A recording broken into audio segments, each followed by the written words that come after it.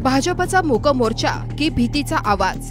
महाविकास आघाडीच्या प्रश्नांना उत्तर देण्याची एवढी धडपड का?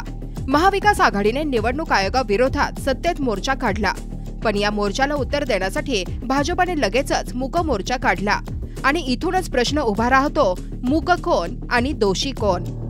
महाविकास आघाडीने विचारलेला प्रश्न होता, निवडणूक आयोगाची भूमिका निष्पक्ष आहे का?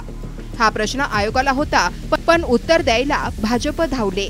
म्हणजे आता निवडणूक आयोग आणि भाजप यांच्यात सीमारेषा राहिल्याच नाहीत का, असा संशय निर्माण होतो.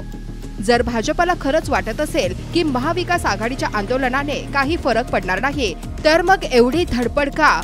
एवढा मूक मोर्चा काढून स्पष्टीकरण देण्याची गरजच काय?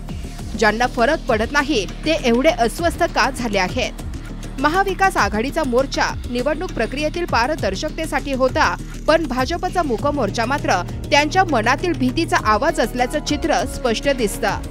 राजकीय निरीक्षकांचे म्हणणे आहे की निवडणुकीच्या पार्श्वभूमीवर भाजप सतत बचावात्मक भूमिका घेत आहे. आयोगावर प्रश्न विचारले की भाजपच अस्वस्थ होते. म्हणजेच महाविकास आघाडीने विचारलेला प्रश्न आयोगाला होता, पण उत्तर भाजप देत आहे. यालाच म्हणतात सत्तेची मूक कबुली.